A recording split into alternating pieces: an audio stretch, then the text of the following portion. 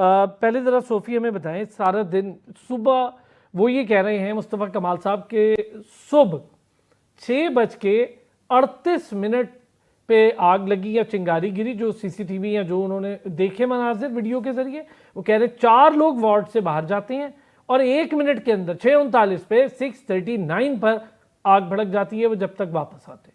जी बिल्कुल, जैसा कि जो वीडियो में है वो आपने देखा, सारी चीज़ें मतलब सामने आ गई हैं और उसमें ये बताया भी जा रहा है। लेकिन दूसरी जानिब आप ये भी तो देखिए ना कि जो वार्ड ड्यूटी अभी चेंज नहीं हुई थी, आपको पता है कि 7 बजे तक जो दूसरी शिफ्ट है उसका आना होता है। तब तक क्या आप सिर्फ ये देखें कि सिर्फ 4 लोग वार्ड में मौजूद थे, जिसमें बताया जा रहा है कि 2 डॉक्टर्स और 2 जो शिफ्ट इंचार्ज वहाँ पे मौजूद थी, जो नर्सेस या पैरामेडिकल स्टाफ में जो अवेलेबल थे वो मौजूद थे। तो क्या 4 लोगों की ये जिम्मेदारी थी?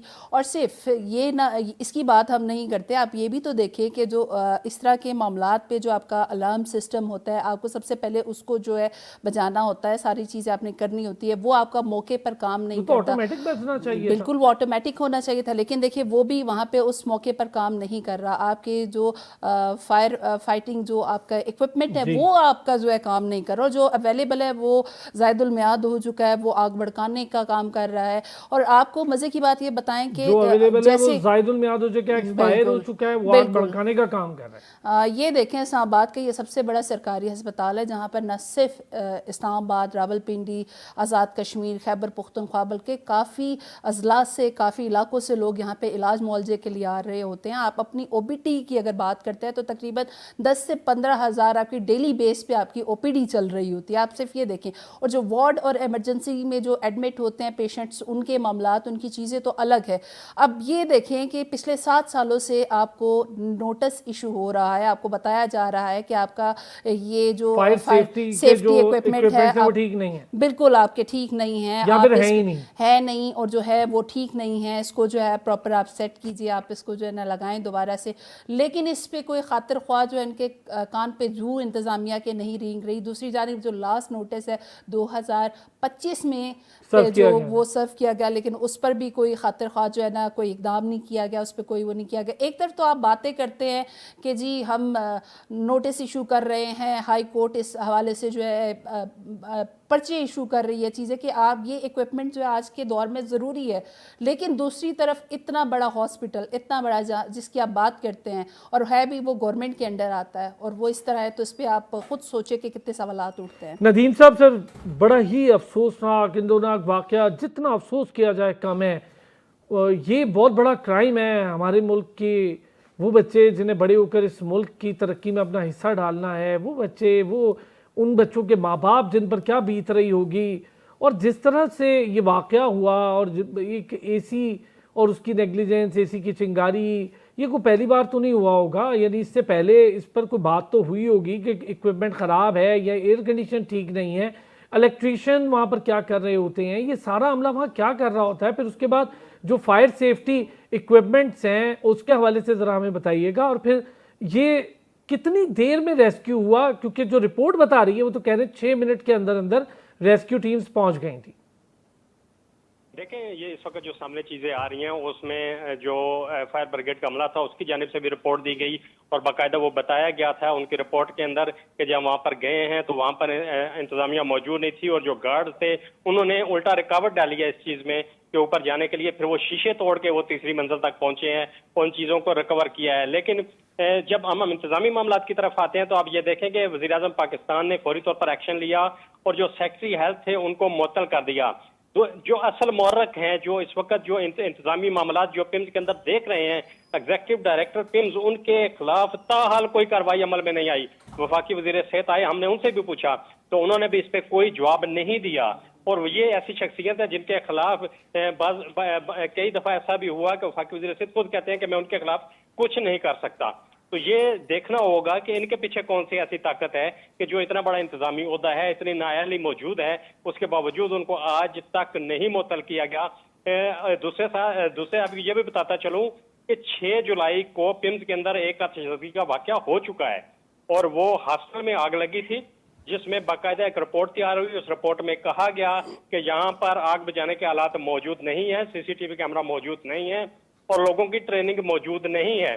और इस चीज की तौसीक जिले इंतजामिया भी कर चुकी है, फायर ब्रिगेड भी कर चुकी है कि पिछले 6 साल से किसी किस्म के यहाँ आग बुझाने का इंतजामात मौजूद नहीं और ना ही इनकी तरफ से किसी किस्म की मशक की जाती है। जी अच्छा, ये सूफी साहब जरा ये बताइएगा कि कुछ ट्रेनिंग अनट्रेन्ड अमला यानी फायर एंड सेफ्टी रिलेटेड जो कोर्स होता है या जो ट्रेनिंग करवाई जाती है, जो ड्रिल्स करवाई जाती हैं, वो तक नहीं हुई हुई? जी बिल्कुल, जैसे कि अभी आपको उन्होंने नदीम चौधरी साहब ने भी बताया कि जो फायर ड्रिल्स हैं वो तकरीबन हर प्राइवेट हॉस्पिटल की हम बात कर लेते हैं 6 आप कहेंगे मंथ बाद जो है ये फायर ड्रिल जो मश्क है ये बाकायदा से करवाई जाती है और उसमें बताया जाता है कि आपने कैसे एग्जिट करना है ऐसे किसी हादसाती वक्त पर और कैसे ख़ुद को बचाना है, कैसे मरीज़ों को बचाना है। लेकिन अनफॉर्चुनेटली ये एक ऐसा अंदोनाक वाक़या जिसने सारे इंतज़ामिया के पोल खोल दिए। अभी तक आपको जैसे कि बताया कि ऐसे कोई मश्क तो यहाँ पे करवाना दूर की बात, यहाँ पर तो जो फायर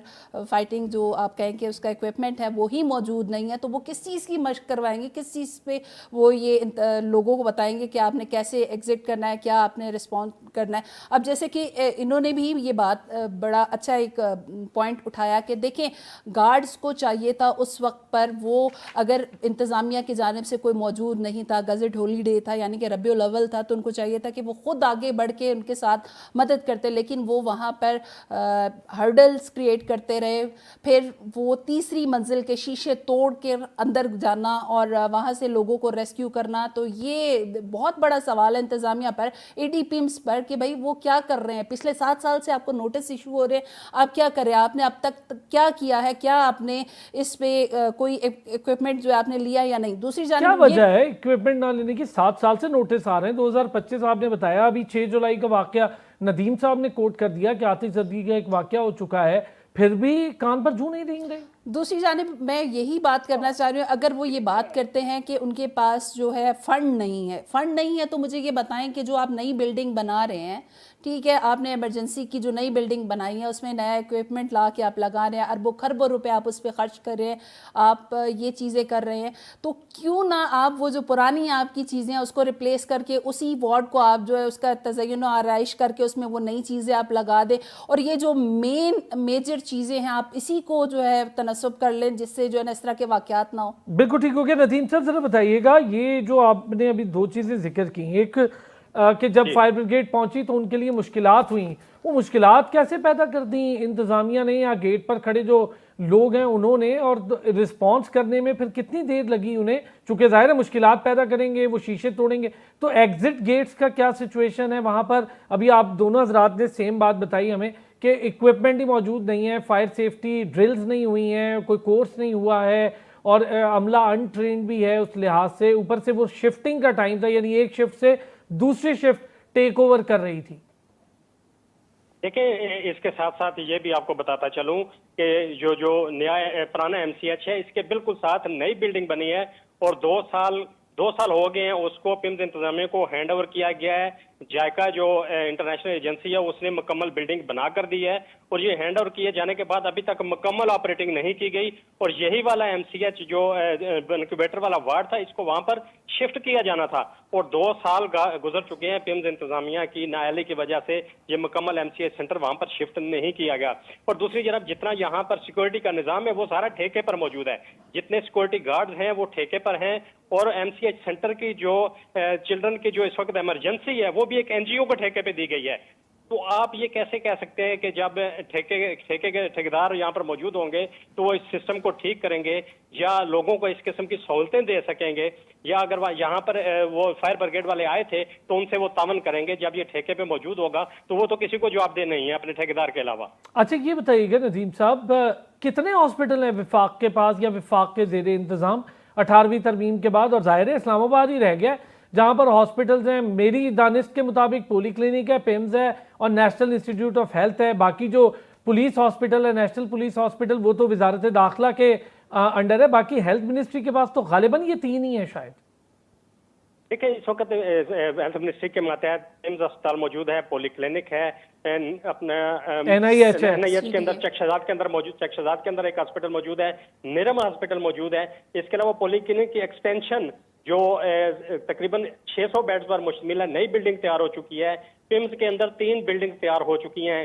एक कैंसर हॉस्पिटल तैयार हो चुका है, एक इमरजेंसी नई तैयार हो चुकी है, लेकिन वहां पर अभी तक भर्ती नहीं की गई। 2 साल से ये बिल्डिंग्स इनके हैंड ओवर की जा चुकी हैं। वजारत कौमी सेहत की जानिब से यहाँ पर भर्तियां नहीं की गई। तमाम मशीनरी मौजूद है, लेटेस्ट मशीनरी लगी हुई है, मुकम्मल बिल्डिंगें तैयार हैं, लेकिन उसको ऑपरेट करने के लिए मुलाजमीन मौजूद नहीं है। हमारे जरा का ये कहना है कि पिम्स के अंदर जो मुलाजमीन मौजूद थे, जो डायरेक्टर थे इमरजेंसी को, उन्होंने कहा था कि हम इसको ऑपरेट कर लेते हैं, हमें ऑपरेट करने दें, लेकिन मामला फिर वही आ जाता है कि भर्तियों के अंदर सिफारशी लोग जो लाए जाने हैं, उसलिए उन चीजों को रोक दिया जाता है। और ये 3 ऐसे बड़े अस्पताल हैं जिनको ऑपरेट किया जाना है, इनके हैंड ओवर हो चुके हैं, लेकिन वजारत कौमी सेहत की नायली है कि इनको ऑपरेट नहीं किया गया। दूसरी जाने आप ये देखें कि 1.5 अरब रुपए का बजट जो वबाई अमराज का अस्पताल है, उसको एक प्राइवेट इदारा है इंडस अस्पताल, उसको दे दिया गया है पब्लिक प्राइवेट पार्टनरशिप में।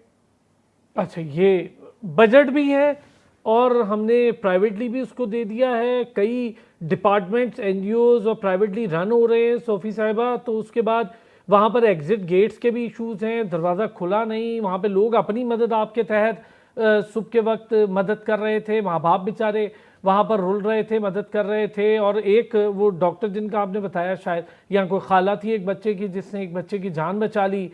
और ये जो रिपोर्ट आई शुरू में, उसमें तो ये बताया गया, और ये रिपोर्ट आपके हमारे सबके सामने है, ये रिपोर्ट बताती है कि जी 10 खवातीन थी, 2 मेल थे और 7 बच्चे थे और 7 डेड हैं। लेकिन जब वो तारिक फजल चौधरी साहब को सुना और तलाल चौधरी साहब को सुना, ज़रा वो बताइएगा, वो तो 14 कह रहे हैं। जी बिल्कुल, तलाल चौधरी साहब, तारिक फजल चौधरी साहब, वो खुद आके यहाँ पर विजिट करके पिम्स हॉस्पिटल में इस बात को एडमिट भी कर चुके हैं और ऑन कैमरा भी ये बात बता चुके हैं कि 14 बच्चों की जो वो डेड हो चुके हैं, 14 बच्चे जो है वो खाकसर उनकी जो जस्ते खाकी हो चुके हैं। और उसके बाद जो है उन्होंने ये बोला है कि 19 अफराद जो है उनको रेस्क्यू किया गया। और ये पिम्स इंतज़ामिया की भी अंदरूनी ज़राए जो है उनका भी यही कहना है कि जो 19 अफराद है उनको रेस्क्यू किया गया, जिसमें 7 बच्चे नौमौलूद बच्चे वो शामिल है। इसके अलावा 10 खवातीन शामिल थी और 2 जो है मेल अफराद। इसका मतलब 21 बच्चे थे। अगर हम 14 जो बच्चे अपनी जान से गए उनको लें, तो ये इसका मतलब है कि 21 के करीब हो गई ये फिगर बच्चों की, और बाकी 2 मेल और 10 खवातीन थी। अच्छा, ये बताइएगा, सुबह जब ये अमला एक दूसरे से टेक ओवर करता है, कितना टाइम लगता है इसमें? देखिए, अमला जो टेक ओवर कर रहा होता है, बेसिकली टाइमिंग जो इनकी शो की जा रही होती है वो 6 बजे से है, लेकिन तकरीबन 7 बजे तक, 7:15 तक ये लोग जो है एक दूसरे को जो चार्ज है वो हैंड ओवर कर देते हैं। 1-1.5 घंटा लगता है? जी बिल्कुल, आने में इनका जो टाइमिंग है वो है, लेकिन तकरीबन 7, 7:15 बजे तक ये अपना जो चार्ज है वो दे चुके होते हैं और जो नई शिफ्ट है उसका आगाज़ हो चुका होता है। उसके बाद जो 6 बजे तक जो है वो पुरानी शिफ्ट होती है। उसके बाद ये इनको एक फ्री टाइम दिया जाता है कि ऑब्वियसली लेट हो सकते हैं, कोई मामलात हो सकते हैं, कुछ भी, लेकिन जैसे कि आपको पता है कि रबीउल अव्वल का दिन था, गज़ट हॉलीडेज था, उन्होंने कहा कि चले कुछ ज़्यादा ही हम आराम कर लेते हैं, या शायद कोई राउंड ना लगे, कोई चेक करने वाला ना हो, तो वो कुछ बहुत ज़्यादा ही आराम फरमा रहे थे। और जो थे अफराद वो वक्त से पहले जो है वो निकल चुके थे और ये अंदोनाक वाक़या जो ये सामने आया। नदीम साहब, इस पे मुझे जी एक चीज़ आपसे, और क्या आप समझते हैं कि वज़ीर आज़म की जानिब से जो सेक्रेटरी हेल्थ है उनको मुअत्तल कर देना, ये इस चीज़ को अगर आप देखते हैं तो ये आप समझते हैं कि ये उनका फ़र्ज़ अदा हो चुका, बस यही था? ईडी की बात बता रहे हैं नदीम साहब कि उनको तो कुछ नहीं कहा गया।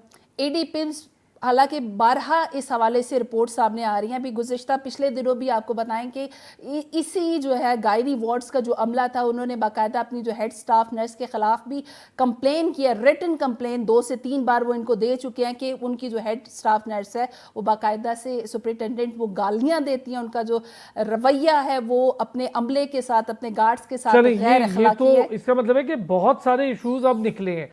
अच्छा नदीम साहब, ज़रा अभी सोफ़ी ने भी हमें बताया, आपने भी हमें बताया कि नर्सरी में एक तो वालिदैन ये इल्ज़ाम लगा रहे हैं कोई डॉक्टर मौजूद नहीं था, कोई अमला मौजूद नहीं था, वालिदैन का ये कहना है। दूसरा जो रिस्पांस टाइम था उसमें आपने हमें बता दिया कि वहाँ पर फायर ब्रिगेड के अमले को आने में भी परेशानी का सामना हुआ। ये बहुत बड़ी बात है, बहुत बड़ी नेग्लिजेंस है। तीसरी बात, ज़रा एग्जिट गेट्स के हवाले से, ईडी के हवाले से, जब मुस्तफ़ा कमाल साहब खुद वज़ीर हैं सेहत के वहाँ पहुँचे तो क्या बात हुई सहाफ़ियों से, वालिदैन से या हॉस्पिटल इंतज़ामिया से?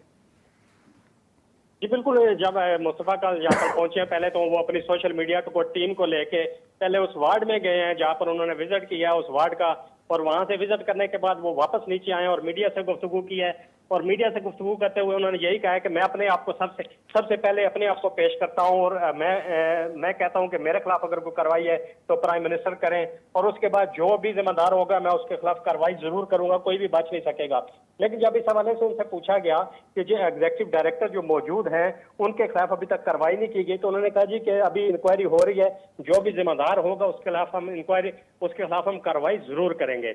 और दूसरी तरफ आपने जो गेट की बात की, तो जो पिम्स के जो चिल्ड्रन वार्ड है या चिल्ड्रन हॉस्पिटल है उसके जो मेन गेट थे उनको ताले लगाए गए थे, और ताले लगाए जाने की वजह से वहां पर चूंकि मुलाजमीन भी मौजूद नहीं थे, और ये फायर ब्रिगेड का अमला शीशे तोड़ के तीसरी मंजिल से वहां अंदर पहुंचा और उनको रेस्क्यू किया गया। अच्छा, ये बताइएगा मुझे